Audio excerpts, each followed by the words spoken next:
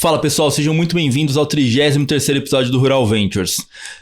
Hoje, especificamente, estamos eu e Kiran aqui para falar e começar uma nova série, né? Uma nova série do Rural Ventures, deixar de falar um pouquinho com as startups por um momento. Acho que a gente abordou aí umas 32 startups, falamos com bastante empresas, entendemos o ecossistema e aqui agora a gente vai começar uma nova série que vai englobar tanto os CVC, os Corporate Venture Capitals, e também os hubs, né, Kiran? O hub, tudo que é inovação aberta, né? Que vê como é que está interagindo, né, com essas startups, quais são as dificuldades, tudo isso tem que ver outro lado, né? Muito legal. Então, acho que agora, daqui para frente, você que é startupeiro, que está olhando para o agro, fique de olho, escute um pouquinho daqui para frente, que vai entender como que o CVC olha para vocês, qual que é a conexão que vocês têm com essas empresas e como que vocês podem se aproximar. E esse podcast é um oferecimento da Cargill, ajudando o mundo a prosperar. E hoje estamos aqui com o Dirceu Júnior, diretor de inovação aberta, Latina América, para o agronegócio da Bayer. Dirceu, muito obrigado pela sua presença. Obrigado, Rodrigues. Obrigado, Kiran. É um prazer poder estar aqui falando com vocês. E eu fiquei sabendo, Dirceu, que você acompanha muito próximo o ecossistema e está plugado em alguns hubs de inovação aqui no Brasil. Você poderia me dizer um pouquinho de quais hubs que você olha e como que você enxerga a importância da Bayer estar conectada com esses hubs? Legal. Eu vou começar então pelo final, né, da tua pergunta, né? Lá atrás, quando a gente começou a desenvolver uma área voltada para inovação aberta, a gente se fez a seguinte pergunta, né? Nós faríamos isso de maneira direta ou a gente iria de maneira indireta, né? Ou seja, para uma empresa de 125 anos no Brasil, uma empresa amplamente reconhecida, eu poderia olhar e falar assim, eu vou começar a acessar o ecossistema sozinho, né? Fazendo chamada de startups e usando a marca da Bayer para isso. E a gente tomou a decisão de ir no caminho contrário, a gente tomou a decisão de cooperar, né? Eu acho que o primeiro ponto importante é que quando a gente fala de inovação aberta e do ecossistema, a gente não está falando de competição, né? É muito legal a gente poder estar aqui hoje ouvindo as corporates, porque a gente não compete com as startups, a gente não compete com outras corporates no ecossistema, a gente coopera, né? E lá atrás a gente tomou essa decisão de cooperar com hubs que já tem esse tipo de background, já tem uma consolidação, já conhecem as startups muito melhor do que a gente, né? Então você encurta o caminho, é um shortcut muito interessante para uma corporação quando você define com quem você quer fazer parcerias nesse ecossistema, tá? Então essa foi a decisão que a gente tomou lá atrás. E aí, como vocês sabem, recurso é uma coisa que é finita nas empresas, né? A gente não consegue também abraçar todo mundo e querer estar em todos os estados do Brasil. Então nós somos seletivos, a gente começou a olhar regiões de importância, hubs que detêm ou detinham uma certa abrangência e uma capacidade de nos ajudar com isso. E aí nós fizemos uma primeira parceria com a Agtech Garage em Piracicaba, que eu costumo dizer que é um hub mais democrático e expansivo, porque trabalha com uma quantidade enorme de startups, de agtechs e agora foodtechs também, né? E olha muito para o lado do empreendedor e das corporações também. E aí depois a gente olhou para Mato Grosso e recebemos um convite para aderir ao AgriHub lá no Mato Grosso, o Otávio Seridônio que toca o AgriHub lá, e é um hub muito mais voltado para a parte de desenvolvimento de tecnologias para o setor de produção de sementes de soja. Então a gente tem uma outra pegada com a AgriHub em Cuiabá, que também conversa com a Agtech Garage. É bom deixar isso claro, né? Para a gente também é importante que os hubs estejam conectados. Sem dúvida. E mais recentemente a gente aderiu ao Campo Lab, em Goiânia, que é um hub muito voltado para a questão de capacitação dos novos produtores rurais, ou seja, essa juventude que vem aí fazendo o replacement dos seus pais e dos seus avós na atividade agrícola, tá? Então é muito voltado para mudar a cabeça dos jovens na agricultura e trazer também a tecnologia e a inovação e a digitalização para o campo, tá? E mais recentemente o Cocriagro lá em Londrina, né? O Jorge é o CEO do Cocriagro hoje e a gente está lá dando os primeiros passos junto com o Cocriagro para poder movimentar não só o ambiente, o ecossistema do Paraná, mas olhando para o sul do Brasil também, né? Um abraço pro Jorge, né, Jorge? Vem para cá daqui a pouquinho, pô.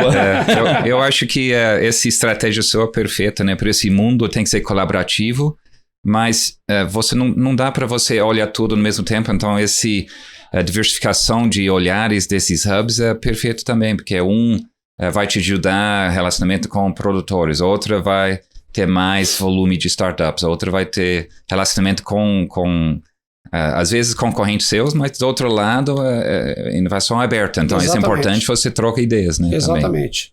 E esse é um ponto importante, porque eu queria entender como que você, dentro da Bayer, você olha para uma startup e você fala assim, pô, como que eu posso colaborar para que essa startup ela avance? Como que vocês enxergam essa relação e falam assim, pô, eu consigo colocar esse cara para fazer um MVP internamente? Como que vocês trabalham hoje, dado que vocês enxergam uma possibilidade de impulsionar uma startup? Perfeito.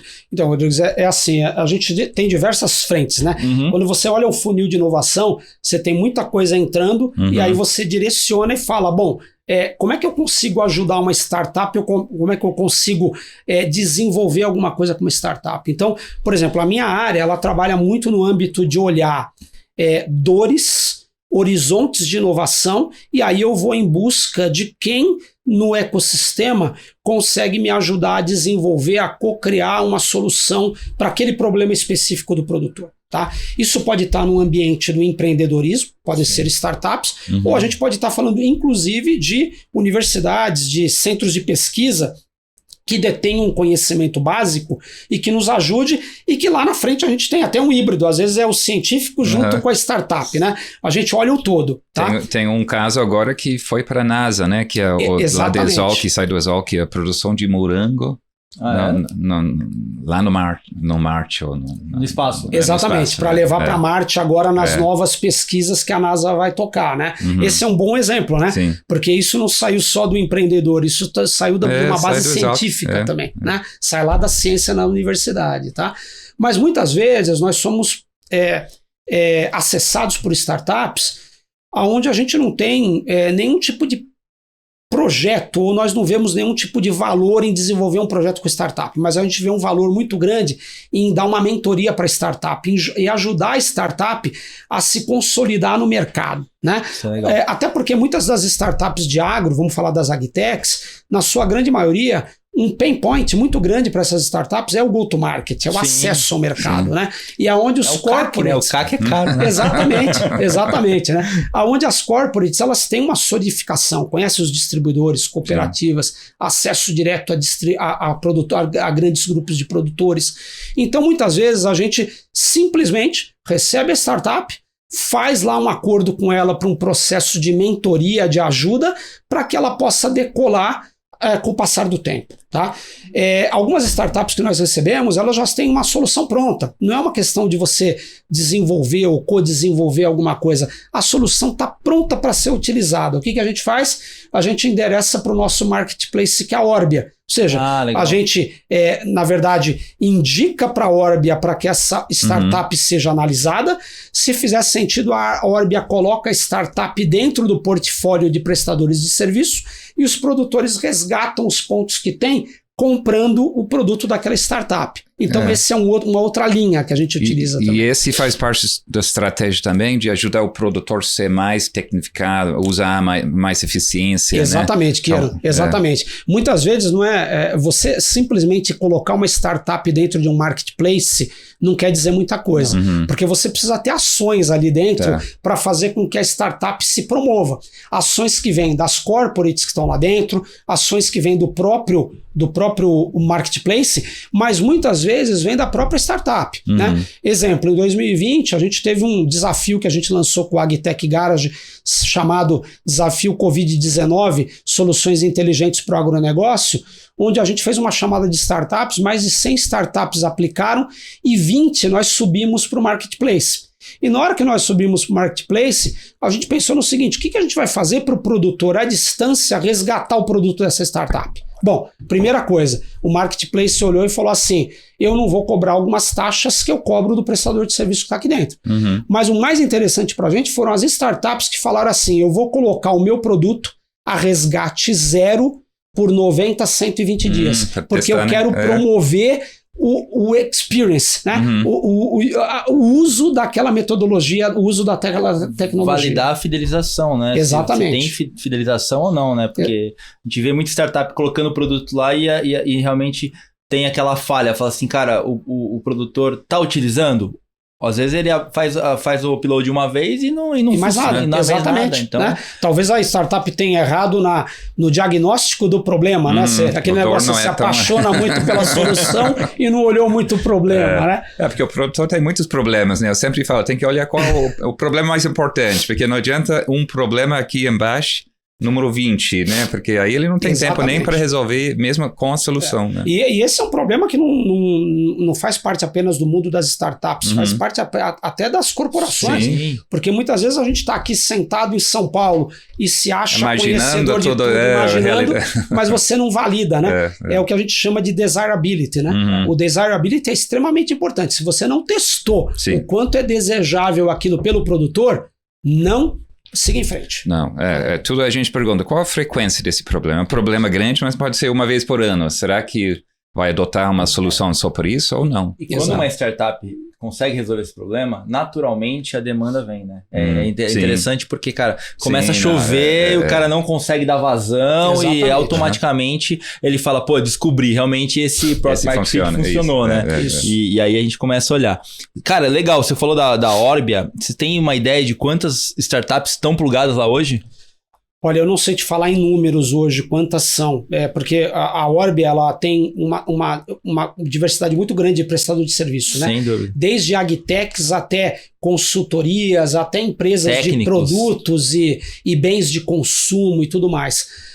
Mas hoje nós temos mais de 200 mil produtores que são cadastrados na Orbia e que têm frequência de resgate, não só através do programa de pontos da Bayer, que é um impulso, mas também através de programas de pontos de outras empresas, inclusive concorrentes nossas. Né? Ou seja, as empresas olham na Orbia um ambiente muito interessante para promover os seus produtos. É um CAC muito barato. Né? Exato, exatamente.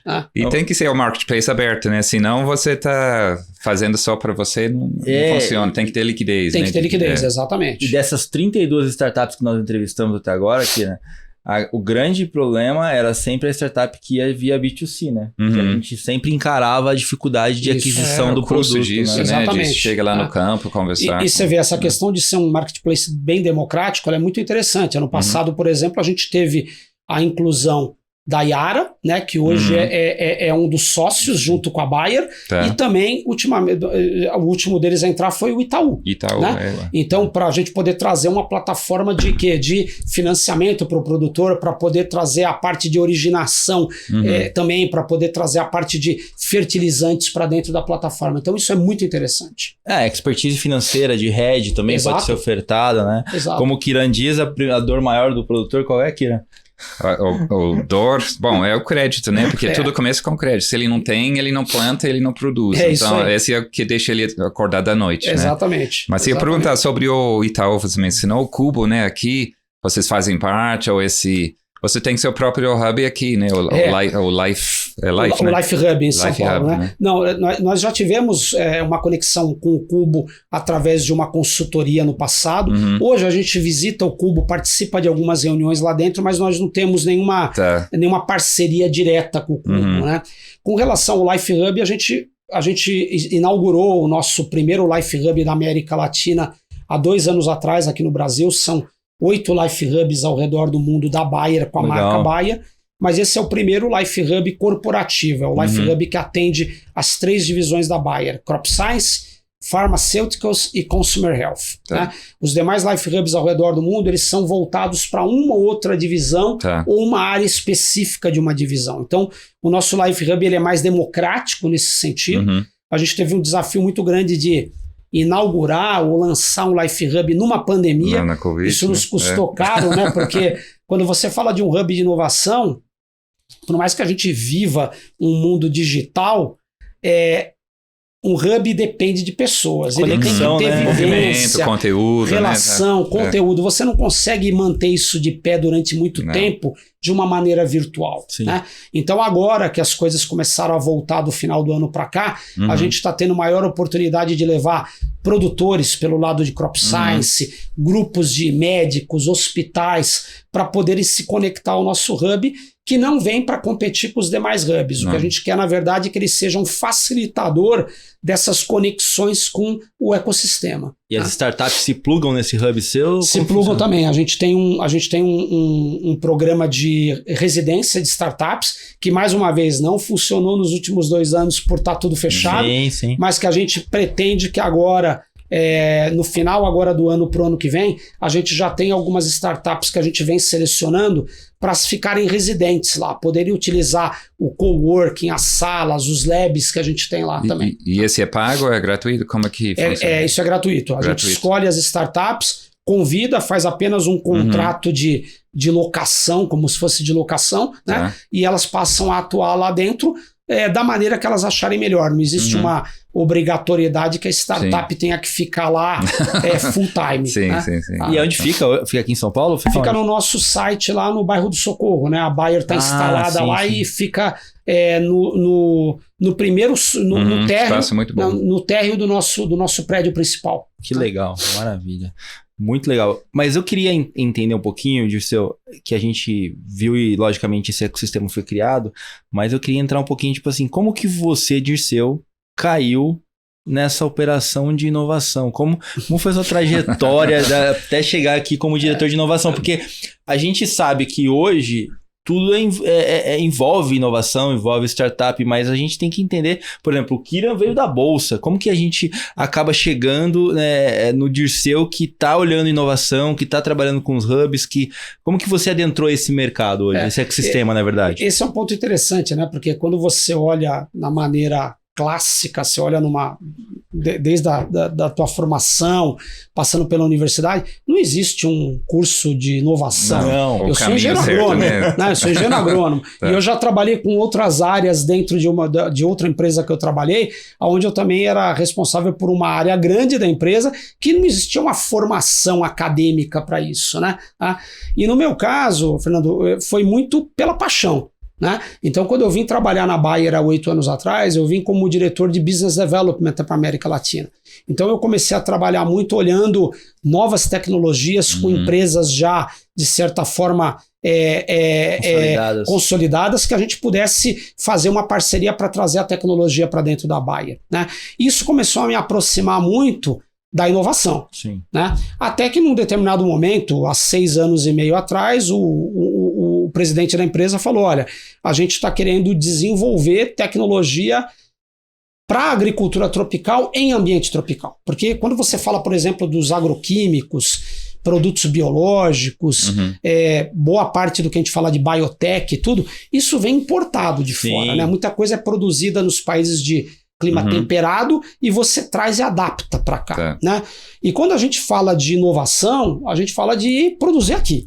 Né? Favorecer o pensamento, a expertise local. Resolver um problema local. Resolver um problema local. Né? Então a gente olhou muito nessa ótica e também na ótica de falar assim, bom, legal, mas eu não vou ficar olhando para o core business da empresa, porque um novo produto químico, uma nova semente, um novo biotech, cara, tem 300 pessoas fazendo isso lá no exterior. Já tem o P&D lá trabalhando. Não precisa do Dirceu, né? O que eu quero é disrupção. Então, se vocês me derem a oportunidade de trazer disrupção para a agricultura, eu tô dentro, né? Contem comigo. E aí a empresa falou, legal, então você vai tocar uma área de inovação pra gente, show. Que lá atrás se chamava CEAT, Centro de Expertise em Agricultura Tropical. Era muito voltado para o Brasil. E a questão de 2 anos atrás, com a formação da nossa área global de Digital Farm Solutions, a minha área foi incorporada a essa diretoria na América Latina, faz parte de 8 diretorias que a gente tem, e a gente olha para Latam, né? Ou seja, não é só Brasil, eu olho o Latam como um todo, não é só agricultura tropical. Esse é muito interessante porque normalmente as empresas começam olhando para os problemas internos e buscando tecnologia. A hora que você sai disso é muito bom no começo, mas o problema é quando muda o CEO ou se está passando por uma fase difícil de mercado, aí eles querem voltar para o core. Isso aconteceu comigo lá na Bolsa. Então, começou olhando para tudo que não era da core business, e a hora que a Bolsa, o mercado começou a piorar, aí falou, não, vamos tudo para o core, então vamos cortar tudo essas coisas para a Lua, isso, tecnologia. Esse é o grande problema, esse é o problema, né? de corporate, estratégia de mentalidade curta. E de longo prazo, né? Exato, Você tem um cara que vai olhar tese, né, de 10 anos, pelo menos. Exatamente. As próprias startups, né? Se você for pensar, os caras não estão querendo resolver o problema de hoje, né? Os caras estão querendo resolver o problema de amanhã, Exato. Né? Sim. Se a gente não der vazão para isso, e é o que você tem feito aí com o Hub, com tudo que impulsionar, na verdade, pelo que eu entendi, a Bayer hoje é uma alavanca, ela tem esse poder de alavancar a startup. Se a gente não der essa vazão para essa startup, ela não vai conseguir chegar lá na frente. Sim. Porque o cash burn é gigante. Então, lógico que agora a gente mudou um pouco a mentalidade em relação a todas as startups de growth para, vamos botar o pezinho no chão e falar assim, gente, agora tem que entregar antes, vamos entregar e vamos acontecer. E esse é o grande ponto, né, Fernando? Porque a inovação incremental, ela tem um valor enorme, Sim. né? Mas se a gente ficar olhando só para aquilo que é incremental, que está ali, que é uma dor latente, mas está ali no teu dia a dia, você não pensa na disrupção, não né? descobre, né? Você não descobre, cara, né? Então a gente tem que olhar esse lado aqui, mas o peso maior está no outro lado. E o venture, na verdade, venture é risco, né? Você tem que apostar numa coisa que pode ou não dar certo, não é uma coisa incremental, porque aí vira um SME, uma se não empresa... tem exponencialidade, sim, né? aí não cresce assim. Exatamente. Então, por isso é venture capital. Se não tem exponencialidade. E o legal da Bayer tá olhando para tudo isso também, né, Dirceu, é que assim, não só a Bayer, mas outras empresas, né, acho que existe também uma conexão entre as culturas e os países, né, porque quando a gente começou a fazer o podcast, a gente vem do mercado financeiro, a gente sabe quanto o mercado financeiro ele é concorrencial, né, e quando você vem para o mercado de tech, né, de tecnologia, de agritech, você vê o quanto que ele é colaborativo, né, então aí você vê essas conexões. E aí eu queria te perguntar, como que você enxerga as conexões das startups que estão lá fora? Porque você é como um hub, né? Você consegue conectar uma startup que está fazendo uma coisa muito parecida da Europa com o Brasil. Como que você enxerga essas conexões entre as startups? Eu vejo com muita cooperação também, né? Eu acho que esse é um segmento, é um setor, quando a gente fala do empreendedorismo, que ele na íntegra opera com cooperação. Né? Então a gente tem vários exemplos de startups que se juntaram para resolver um problema, porque eu tenho parte da solução, o outro tem uma outra parte da solução, então vamos juntar esforços para poder chegar no produto final. Tá?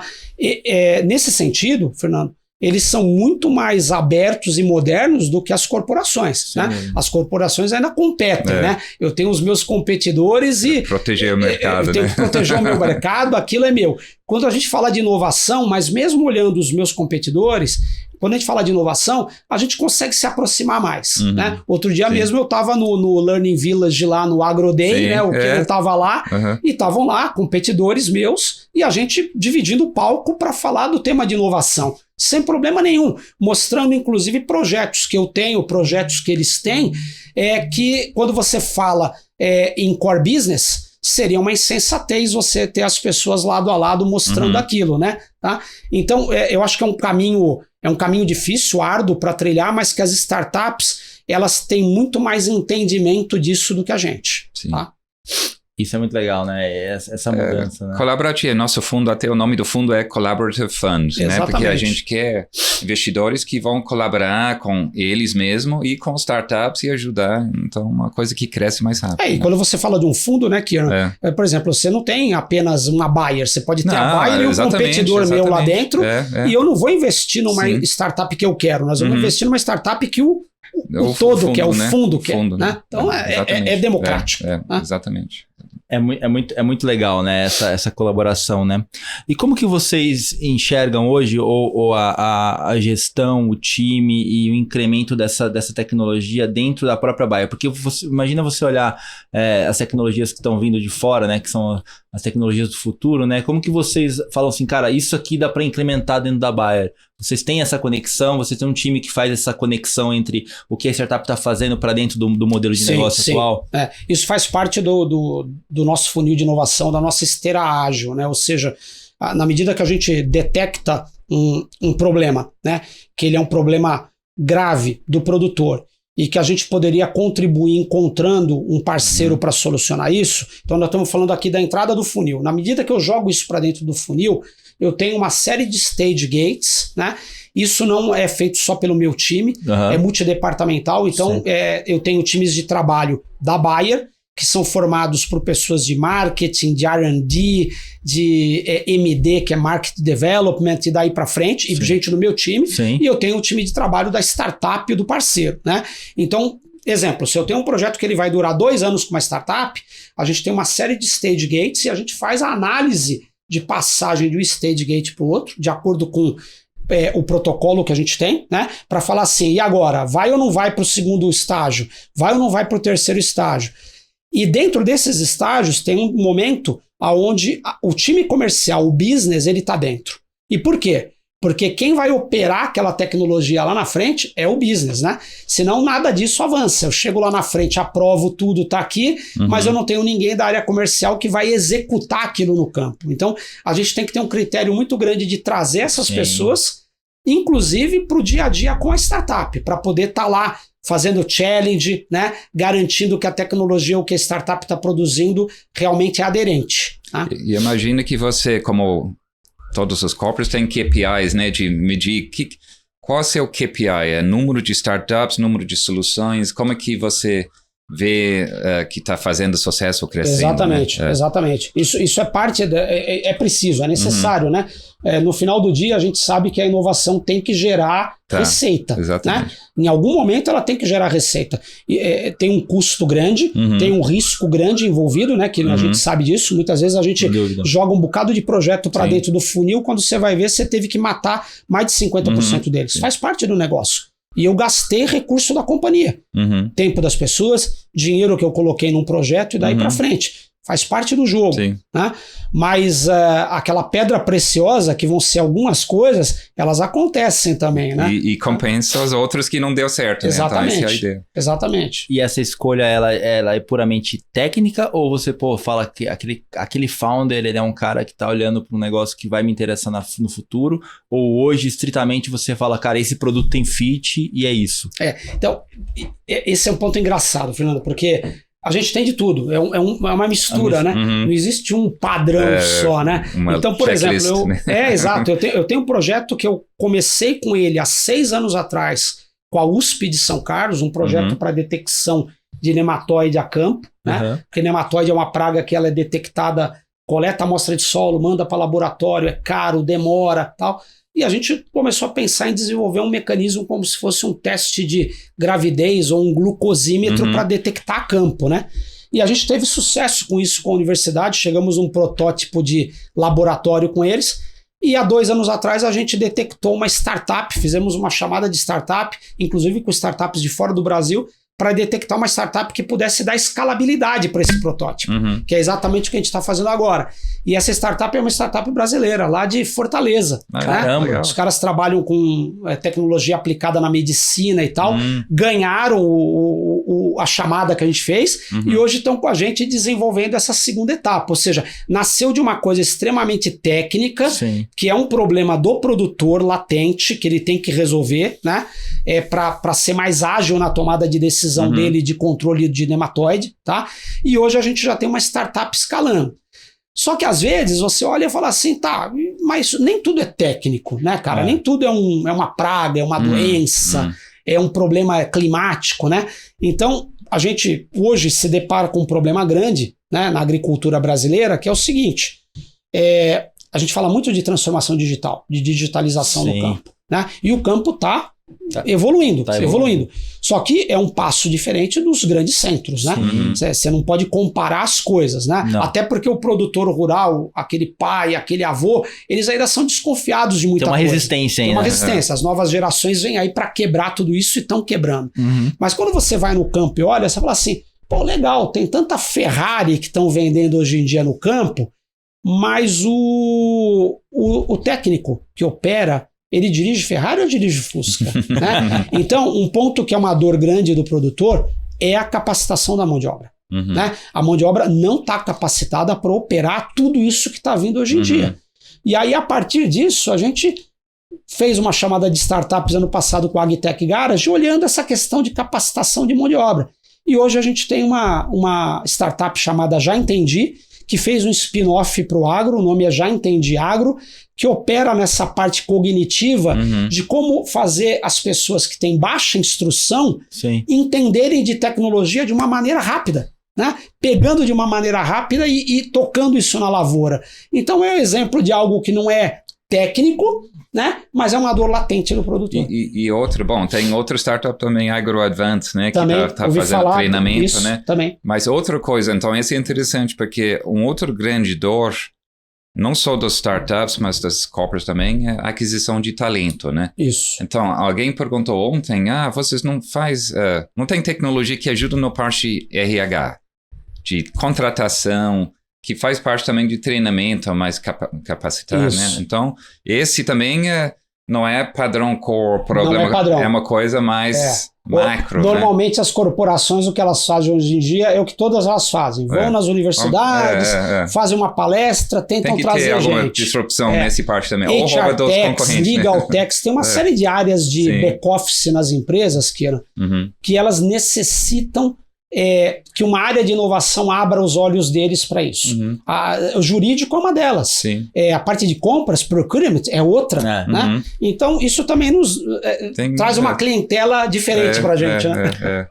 E você começou a falar, eu comecei a lembrar de uma startup que a gente está tendo exatamente esse problema.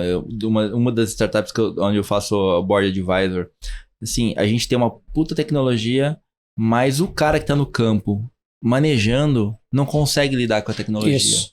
E aí não está escalando por conta disso. Então, esse é um ponto crucial, porque a gente, num país do tamanho que a gente tem e com a educação precária do jeito que a gente tem, realmente a gente vai embarrear, a gente tem muita linguagem em inglês na parte tecnológica, então assim, cara, a gente barreirou. E não tem onde o produtor pode ir, né? Que nem uma loja de Apple, né? Você vai lá, o cara vai ensinar, esse funciona assim. No campo você tem o cooperativo, você tem a revenda, ele vai lá para comprar os insumos, ele pode perguntar sobre o químico, semente. Mas se ele vai lá e pergunta sobre tecnologia digital, quem está lá para explicar? E esse é um ponto interessante, porque quando você olha toda essa rede de distribuição no campo, os distribuidores, as revendas, as cooperativas, eles também estão olhando muito essa questão de entrar no mundo da inovação, porque eles estão vendo que eles estão ficando para trás, eles precisam se atualizar para poder vender tecnologia. Universidade também, curso de agronomia tem que ter uma parte de tecnologia dentro. Eu não sei se hoje tem alguma parte digital, eu diria para você que não business, tem nada, né? Eu costumo dizer assim, lá atrás, quando me formei há mais de 30 anos atrás, eu já falava que deveria ter dentro das matérias optativas um curso de business. Né? Porque nem todo mundo vai se formar em agronomia para ser um mestrando ou um doutorando. Eu, quando me formei há 30 e poucos anos atrás, eu já sabia o que eu queria ser na minha vida. Eu quero ser um executivo. Eu quero trabalhar numa multinacional. Né? Então, mas quando você olha para a grade do MEC nas universidades, não existe nada disso. É a mesma coisa até hoje. Até hoje. Triste, né? É triste porque a gente não tá olhando pro cara que vai fazer o dinheiro rodar, na verdade. Sim, né? Exatamente. E a gente tem que pensar muito nisso, porque eu costumo dizer assim, a gente teve décadas de êxodo rural, no sentido de que os jovens saíram para vir para os grandes centros. E hoje a gente tem um movimento inverso, né? Porque quando você fala de desemprego, o desemprego é grande aqui nos grandes centros. No campo tem falta de gente competente, que conheça, né? E paga bem, então agora, tem muita gente hoje que está se formando e olhando e falando assim, cara, eu vou para o Mato Grosso, eu vou para a Bahia, vou para o Piauí, vou para o Maranhão. E os startups também, né? Antigamente era tudo saindo do Exalc, né? Com ideias, porque conhece o campo, mas hoje você tem Terra Magna, que veio do São José dos Campos, não sabia nada do agro, mas montou um agri-fintech, né? Então, focado em agro. Exatamente. Né? E hoje acho que tem um ponto também importante nesse caso que você citou, Dirceu, porque é o seguinte, antes as pessoas vinham para São Paulo, vão estudar fora, por conta do conhecimento. Hoje o conhecimento está na internet. Exato. Hoje o cara não precisa ficar... eu não vou ficar isolado morando no Mato Grosso, porque o isolado é isolado fisicamente, mas do resto você tem tecnologia, você tem internet, você tem acesso, você tem educação, tem tudo. Exato. Da mesma forma, se quiser estudar em Harvard, você estuda em Harvard pela internet. Lá no Mato Grosso. Exatamente. É muito mais democrático, inclusivo, né? Isso favorece para que as pessoas permaneçam no campo. Permaneçam no campo. Eu trabalhei num projeto há 3 anos atrás, com uma startup que nasceu aqui em São Paulo, e ela hoje ela virou uma ONG, né? E ela de São Luís do Itaim, que é o município com menor IDH do Brasil, lá no Sergipe. E a gente montou um projeto com eles olhando toda essa questão do problema de dengue, chikungunya, o quanto isso afetava o nascimento das crianças lá, e a Bayer já estava envolvida com essa questão de levar conhecimento para as mulheres a respeito da gravidez e tudo mais, né? E me impressionou uma coisa, né? Essa startup, e essa que virou uma ONG, ela trabalhou um conceito diferente, o conceito de ajudar os jovens do município a se prepararem, se capacitarem e ficarem lá. Esses jovens não saíram de lá para aprender nada e voltar. Esses jovens, eles hoje são jovens que trabalham com tecnologia de ponta digital lá no município, né? Isso é legal. Então, isso mostra que todo mundo consegue se apropriar e se aproveitar dessa globalização que a gente tem hoje em dia, em termos de digital, né? Não, com certeza, e vai beneficiar os pequenos produtores, né? Porque o modelo tradicional de ag no Brasil é sempre focado no grande produtor, porque não era viável, né? Você ter agrônomo, vendedor indo lá para as pequenas propriedades. Mas com tecnologia, todo mundo, é o mesmo custo você incluir um produtor pequeno na sua plataforma de crédito ou de insumos do que um grandão. Então, eu acho que é inclusiva, né, que nem você falou, democrática, né, essa tecnologia ele permite que você faz coisas que antes não era viável, né? Se você for pensar no custo de aquisição de um cliente da Bayer lá atrás, o cara tinha que pegar a caminhonete, sair daqui de São Paulo, lá, agendar, pegar, às vezes chegava lá, o cara não tava lá. Então, se você for pensar em tudo isso, o quanto que a tecnologia evoluiu e conseguiu fazer com que a gente consiga extrapolar e romper essas barreiras, e eu acho que tá só no começo ainda. Sim. A gente nem sentiu realmente essa mudança, porque é o que eu costumo falar. A gente vai sentir realmente quando a pessoa que assumir a fazenda for uma pessoa de 20, 30 anos, que tem uma faixa etária totalmente diferente da nossa, porque nós olhamos para a internet e nós vivenciamos a internet de escada. Telefone celular. Sim. Agora, essa pessoa que tá lá e vai tocar o negócio agora, já tá envolvida, ela nasceu com isso, ela sabe lidar com isso, ela não vai querer falar com ninguém pessoalmente, ela vai querer lidar diretamente com o aplicativo. E Deus queira que o 5G chegue rápido no campo, né? E se propague, né? Porque aqui em São Paulo todo mundo fala que tem o 5G, mas eu só vejo ele funcionar ali da Berrine e ainda tem um outro lugar. O resto não tá funcionando nada, né? Então, mas isso realmente vai ser um divisor de águas, né? A gente tem dificuldades estruturais do país e das tecnologias avançarem, mas se você olhar 5 anos para trás, olha o quanto já não mudou. Muita coisa. A gente brinca com relação a isso, sabe, Fernandes, a respeito da infraestrutura. Lógico, é importantíssimo, né? Mas a gente não pode usar isso como bengala. Não, de forma alguma. Ninguém pode falar assim, cara, eu vou ficar aqui esperando que aconteça. Cara, faz acontecer com o que tem, né? Se a gente ficar se apoiando nessa bengala, primeiro que a gente não vai conseguir alavancar essas startups que estão olhando para o futuro, que vão fazer a diferença. Se você for... Vamos dar um exemplo besta. Tesla. O cara tirou do papel um negócio que todo mundo falava isso aqui não funciona, isso aqui não funciona. E a gente olha para o mercado de commodities em geral, é a mesma coisa. Quantas tecnologias que nós usamos hoje no agro que a galera falava assim, cara, isso aqui não vai rodar. Então, assim, para reclamar tem um monte. Agora, para levantar e fazer é difícil, né? Isso aí. Tem que ter foco e tem que ter determinação, né? E o que a gente brinca muito com startup é isso, cara. Primeira coisa, foco, cara. Se você não tiver foco, não... E a segunda é determinação. Mas, Dirceu, a gente tá chegando ao final. Cara, obrigado mesmo por estar compartilhando com a gente um pouco do que você tá fazendo, do que a Bayer tá fazendo. Eu fiquei até impressionado. Tem até a ONG, né? Um aspecto gigantesco de atuação, né? E, cara, se você quiser deixar um recado para que as startups estão escutando a gente aqui, o pessoal empreendedor que queira conectar com você, se você tiver um canal de comunicação para que essas pessoas falem. Eu achei super legal o Life Hub aí que vocês têm. Então, acho que o que a gente puder fazer de link com essas empresas, a gente puder ajudar e fazer essa conexão para alavancar o business, a gente está aqui para isso. Na verdade, o podcast... Conectar os pontos. Conectar os pontos. São mundos muito separados às vezes, né? Exatamente. A gente falou, até conversando com o Kira, falou, Kira, o que a gente vai fazer agora? Vamos fazer o quê? Vamos fazer CVC para fazer essa conexão com as startups, para que essas startups entendam que a Bayer, essas empresas, todas as empresas que são do meio do agro, possam se conectar e alavancar ainda mais esse business. Legal, bacana. Bom, Fernando e Kira, muito obrigado, cara. Adorei estar aqui com vocês, muito obrigado pelo convite.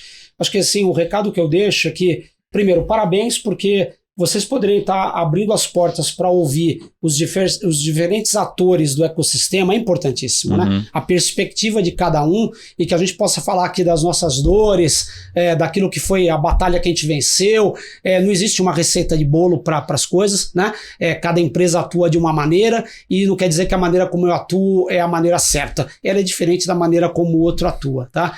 E para os empreendedores, para os hubs de inovação, o meu recado é que eu já tive a oportunidade de ver, às vezes, algumas startups grandes, unicórnios no mercado, dizendo, olha, se você quer ser um unicórnio, nunca se associe ou esteja perto de uma grande corporate, né? Eu acho que isso é uma insensatez, né? Até porque não é todo mundo que vai ser unicórnio, né? Sim, unicórnio é para poucos, são alguns, né? Muito poucos. E o ideal é que você tenha parceria com empresas que respeitem a tua maneira de atuar, que entendam como você tem que atuar, que sejam empresas que gostem de desenvolver coisas conjuntamente e sejam praticantes disso de uma maneira muito clara, muito transparente, que é o que a gente faz na Bayer, tá? Eu vou deixar aqui o meu e-mail para quem quiser entrar em contato comigo, que é dirceu.junior@bayer.com, né? Qualquer um que queira me mandar um e-mail, queira entrar em contato com a gente, eu vou ter o maior prazer em responder, em colocar o meu time em contato para a gente poder ver alguma oportunidade que surja. Tá? Muito legal, Dirceu. Muito obrigado pela sua participação. Foi um prazer aqui trocar ideia, conhecer um pouco da sua história e da história da Bayer. Esse podcast também é um oferecimento da Arara Seed, a plataforma de crowdfunding do agronegócio. Bora, Kira, próxima semana? Foi ótimo, acho que é bom ter outra visão, né? Uma outra, outro lado papo, é uma outra conversa, é um outro entendimento. Eu acho que para mim foi muito esclarecedor do ponto de vista do que as empresas podem auxiliar as startups. Eu acho que realmente, como o Dirceu comentou, não tenha medo de se colocar à disposição dessas startups, das empresas, porque ela é um facilitador, ela é um link, uma conexão com o produtor, e você já tem a conexão com o produtor, né? Então vocês já investiram esse montante para chegar lá e para mostrar o produto. Então eu, do lado que olho aqui as startups, falo assim, cara, tente se conectar porque faz realmente sentido e corta caminho, né? Isso, vamos dizer assim, corta caminho, né? Ah. Pessoal, muito obrigado por participar do nosso episódio do Rural Ventures. Gostaria de agradecer a todos os nossos amigos e ouvintes e aproveite esse momento também para que nos siga no Instagram, @ruralventures_br, e também no YouTube da BMC News. Toda quinta-feira, 7h45 da manhã, eu e o Kiran estamos lá falando com uma startup ou um CVC e daqui a pouco um hub de inovação também. Isso. Obrigado, gente. Um abraço. Um abraço. Abraço.